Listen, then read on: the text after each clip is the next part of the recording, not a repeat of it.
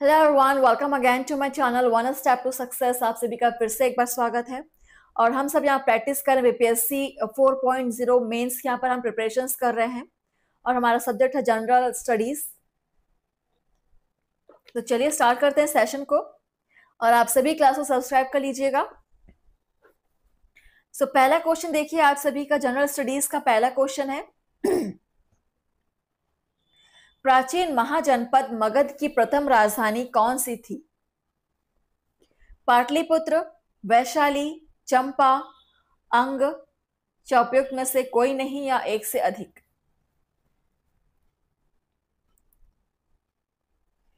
प्राचीन महाजनपद मगध की प्रथम राजधानी कौन सी थी?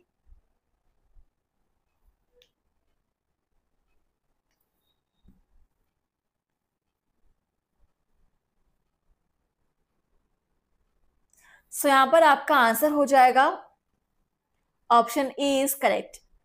या तो उपयुक्त में से कोई नहीं या तो उपयुक्त में से अधिक हमारे आंसर हो सकते हैं। ठीक है, चलिए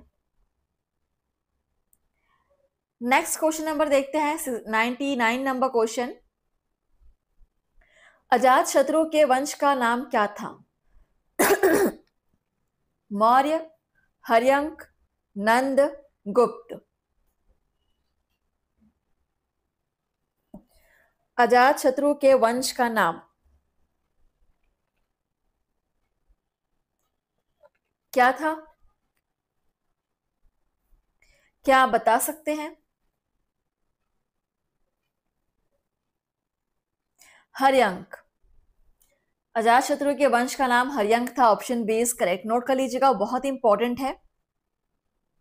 सारे के सारे प्रीवियस ईयर क्वेश्चंस आपको सॉल्व कराए जा रहे हैं फ्रेंड्स, तो कोई भी क्लास आप मिस नहीं कर सकते। 100 नंबर क्वेश्चन देखिए। विश्व का पहला गणतंत्र वैशाली में किसके द्वारा स्थापित किया गया? मौर्य, नंद, गुप्त, लिच्छवी।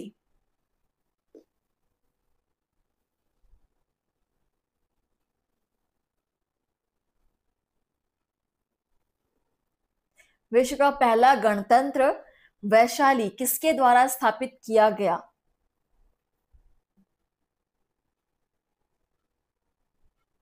सो लिच्छवी लिच्छवियों के द्वारा यह पहला गणतंत्र स्थापित किया गया था। So option D is correct. ठीक है, चलिए क्वेश्चन नंबर 101। ईसा पूर्व छठी सदी में विश्व की प्रथम गणतंत्रात्मक व्यवस्था कहां थी? Vaishali, Athens, Sparta, Pataliputra.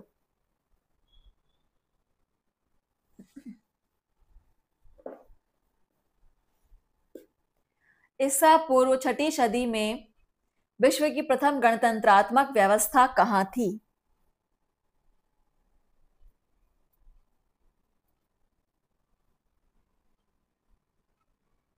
वैशाली में थी।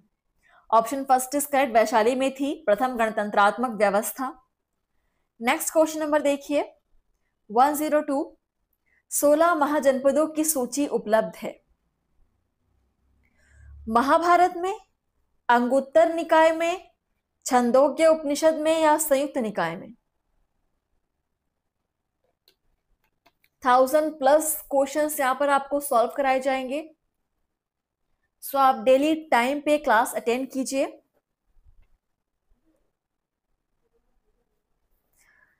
और ये क्वेश्चन पूछा गया आपका 46th बीपीएससी प्री 2003 एंड 4। 16 जनपदों की सूची उपलब्ध है अंगुत्तर निकाय में। Option B is correct. Anguttara Nikaya में 16 जनपदों की सूची उपलब्ध है। ठीक है, क्वेश्चन नंबर 103। प्रथम मगध साम्राज्य का उत्कर्ष किस शताब्दी में हुआ था? ईसा पूर्व चौथी शताब्दी, ईसा पूर्व छठवीं शताब्दी, ईसा पूर्व दूसरी शताब्दी, ईसा पूर्व पहली शताब्दी।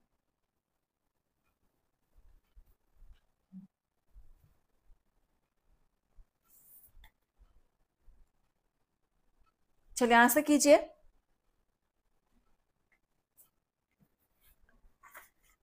प्रथम मगध साम्राज्य का उत्कर्ष किस शताब्दी में हुआ था?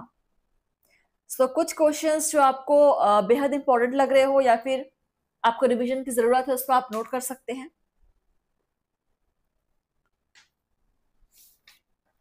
यहाँ पर आपका आंसर हो जाएगा ईसा पूर्व 6वीं शताब्दी में इसका उत्कर्ष हुआ था। ठीक है, ऑप्शन बी इज करेक्ट, 6वीं शताब्दी में। इसके आगे नेक्स्ट क्वेश्चन की तरफ बढ़ेंगे। 104 नंबर क्वेश्चन देखिए, निम्नलिखित में से कौन प्राचीनतम राजवंश है? ऑप्शन है मौर्य, नंद, पल्लव, गुप्त।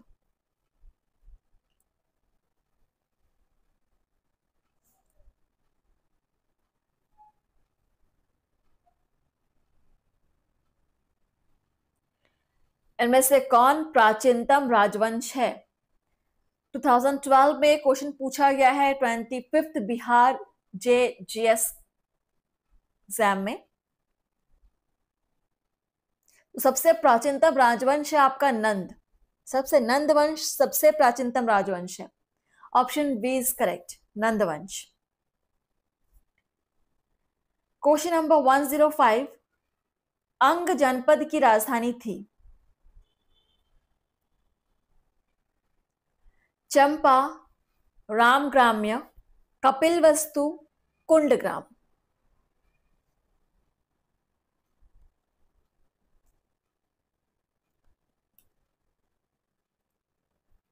आंसर कीजिए, अंग जनपद की राजधानी थी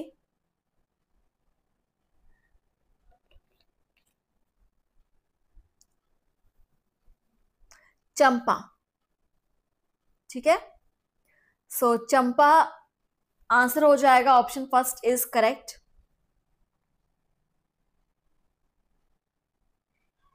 चलिए नेक्स्ट क्वेश्चन नंबर 106, वत्स का राज्य स्थित था?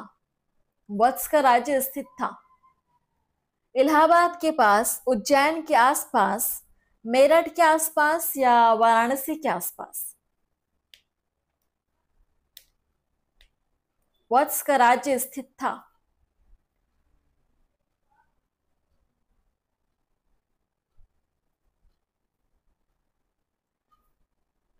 ये बहुत ही पुराना प्रीवियस ईयर क्वेश्चन 1998 में पूछा गया है और वत्स का राज्य स्थित था इलाहाबाद के पास। नोट कर लीजिएंगे, option first is correct, Allahabad के पास। अगला क्वेश्चन है 107, प्राचीन भारत में द्वितीय नगरीकरण से संबंधित क्षेत्र था? सिंधु घाटी, गांगेय मैदान, दक्षिणी तटवर्ती क्षेत्र, पश्चिमी तटवर्ती क्षेत्र।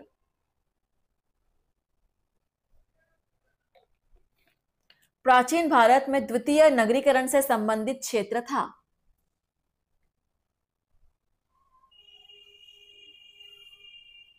गांगेय मैदान, ऑप्शन बी इज करेक्ट, गांगेय मैदान था द्वितीय नगरीकरण से संबंधित क्षेत्र। चलिए क्वेश्चन नंबर 108, निम्न में से किस स्थल पर मौर्य साम्राज्य द्वारा महल बनवाया गया था? पाटलिपुत्र, कुम्हरार, राजगीर, उपयुक्त में से कोई नहीं।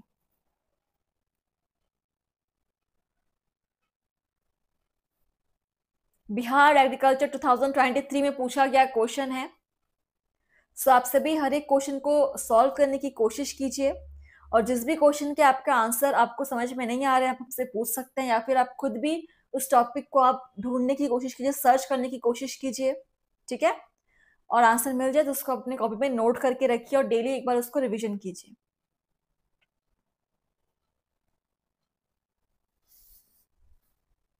निम्न में से किस स्थल पर मौर्य साम्राज्य द्वारा महल बनवाया गया था? पाटलिपुत्र। ठीक है, नो, पाटलिपुत्र नहीं, यह है कुम्हरार। कुम्हरार आंसर हो जाएगा, ऑप्शन बी। चलिए नेक्स्ट क्वेश्चन देखते हैं 109 नंबर क्वेश्चन, शक संवत का प्रारंभ कब हुआ?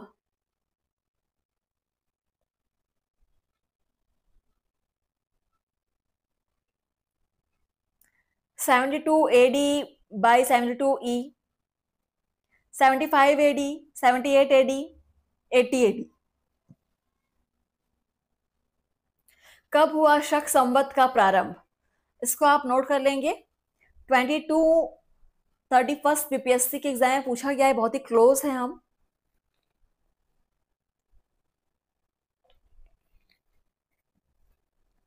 शक संवत का प्रारंभ 78 ईसा 78 एडी में हुआ था। Option C is correct.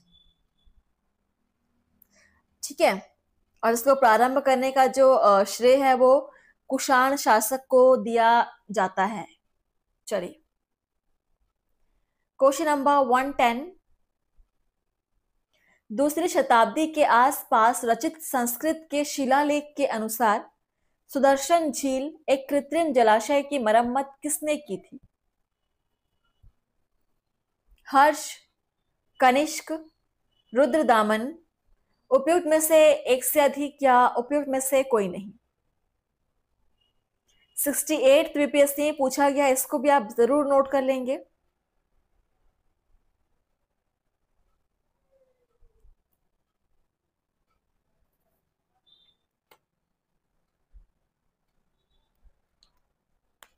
चलिए, इसका आंसर देखिए।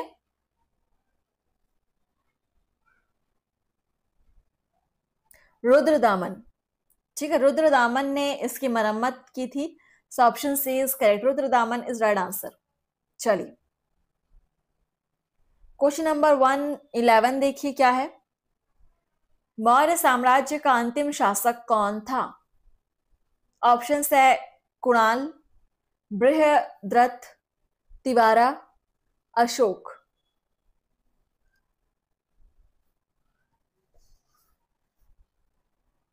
मौर्य साम्राज्य का अंतिम शासक बृहद्रथ था। ठीक है, बृहद्रथ था। Option B is correct. और ये आपका बीपीएससी एलडीसी मेंस 2022 में पूछा गया है। 112 नंबर क्वेश्चन। मेगास्थनीज को राजदूत के रूप में किसके दरबार में भेजा गया था?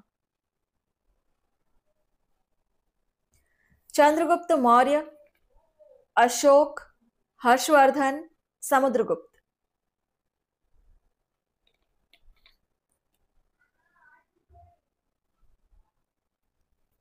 मेगास्थनीज को राजदूत के रूप में किसके दरबार में भेजा गया था? और ये क्वेश्चन भी आपका बहुत सारे अलग अलग एग्जाम्स में पूछा गया है।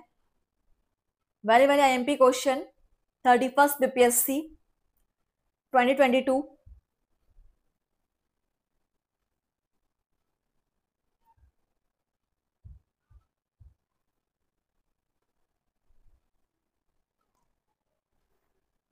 सो मेगास्थनीज को राजदूत के रूप में चंद्रगुप्त मौर्य के दरबार में भेजा गया था। ठीक है, चंद्रगुप्त मौर्य के दरबार में भेजा गया था। Option first is correct. Question number 113। कौन सी पुस्तक बिंदुसार की एक अभिषिक्त क्षत्रिय वर्णित करती है? कौन सी पुस्तक बिंदुसार को एक अभिषिक्त क्षत्रिय वर्णित करती है? ऑप्शन है अर्थशास्त्र, इंडिका, दिव्यावदान, राजतरंगिणी, उपयुक्त में से कोई नहीं या एक से अधिक।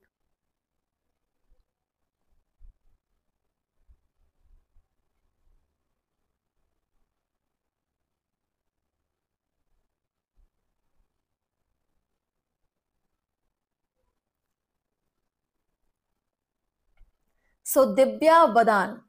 दिव्यावदान एक पुस्तक है जिसमें बिंदुसार को एक अभिषिक्त क्षत्रिय वर्णित करती है। So option C is correct. इसको भी आप नोट कर सकते हैं। Question number 114। मौर्य काल में कंटक शोधन न्यायालय किस प्रकार का न्याय करता था? ऑप्शन है दीवानी, फौजदारी, धार्मिक, नैतिक, उपयुक्त में से कोई नहीं या एक से अधिक।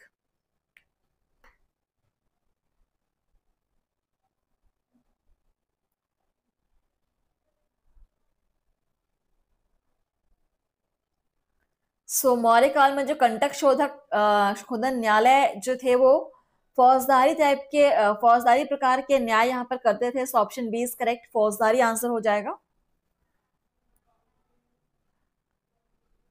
115 नंबर क्वेश्चन देखिए, समाहर्ता कौन था? महासंग्रहकर्ता, खजांची, महालेखा परीक्षक, दंडनायक। समाहर्ता कौन था?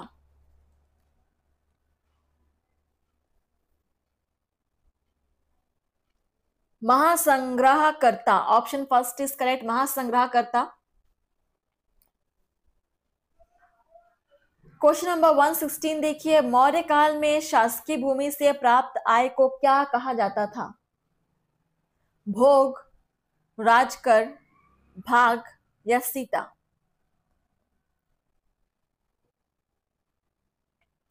मौर्य काल में शासकीय भूमि से प्राप्त आय को क्या कहा जाता था? Bihar APO GS 2012 PYQ। Maurya काल में शासकीय भूमि से प्राप्त आय को यहां पर सीता कहते थे। ठीक है, Sita, option D is correct, Sita. Next है 117 नंबर क्वेश्चन, मौर्य काल में शिक्षा का सर्वाधिक प्रसिद्ध केंद्र था? वैशाली, नालंदा, तक्षशिला, उज्जैन।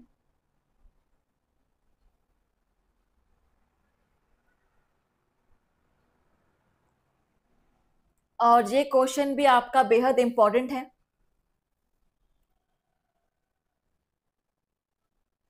बात मौर्य काल की हो रही है और मौर्य काल में शिक्षा का सर्वाधिक प्रसिद्ध केंद्र केवल तक्षशिला थी। So option C is correct, Takshashila is right answer. And next है हमारा क्वेश्चन नंबर 118, कौटिल्य का अर्थशास्त्र कितने अधिकरणों में विभाजित है? 11, 12, 14 या 15।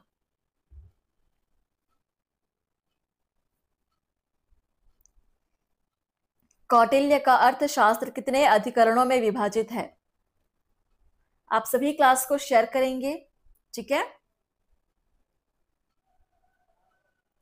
कौटिल्य का अर्थशास्त्र 15 अधिकरणों में विभाजित था, 15। सो ऑप्शन डी में दिया हुआ है 15 इज राइट आंसर। चलिए 119 नंबर क्वेश्चन देखिए, किस शिलालेख में अशोक ने त्रिरत्न में अपना विश्वास प्रकट किया है? त्रिरत्न में ऑप्शन है मस्की, कलसी, मेहसाना, भाब्रू, उपयुक्त में से कोई नहीं या एक से अधिक। किस शिलालेख में अशोक ने त्रिरत्न में अपना विश्वास प्रकट किया है?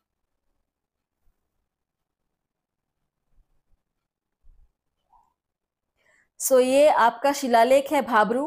भाब्रू शिलालेख में ही अशोक ने अपना त्रिरत्न में विश्वास प्रकट किया है। Option D is correct, Bhabru. चलिए आगे बढ़ेंगे, क्वेश्चन नंबर 120, वह स्तंभ जिसमें अशोक ने स्वयं को मगध का सम्राट बताया है? मास्की का लघु स्तंभ, रुम्मिनदेई स्तंभ, कीन स्तंभ, भाब्रू स्तंभ। 39th PPSC pre 1994।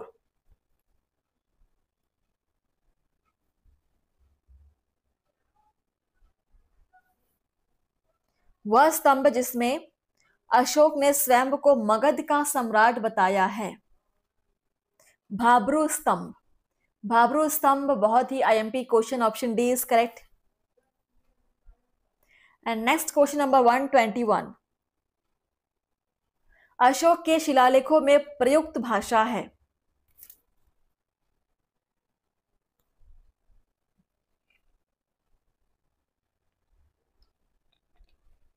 संस्कृत, प्राकृत, पाली, हिंदी।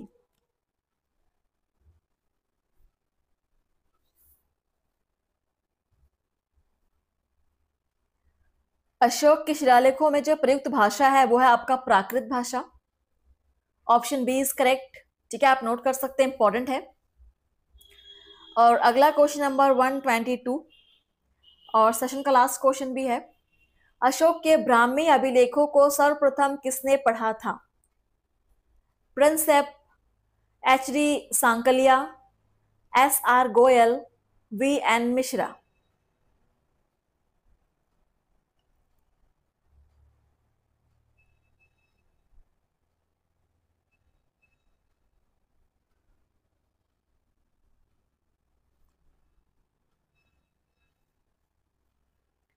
अशोक के ब्राह्मी अभिलेखों को पढ़ने वाले सर्वप्रथम व्यक्ति प्रिंसेप थे। Option first is correct, Prinsep is right answer. ठीक है, सो हम सेशन को यहीं पर स्टॉप कर रहे हैं। इसके आगे क्वेश्चन हम सॉल्व करेंगे नेक्स्ट सेशन में। तब तक के लिए आप लोग पढ़िए और वेट कीजिए नेक्स्ट सेशन का। थैंक यू फ्रेंड्स, धन्यवाद। वीडियो अच्छी लगी होगी तो प्लीज लाइक एंड शेयर कीजिएगा। Thank you.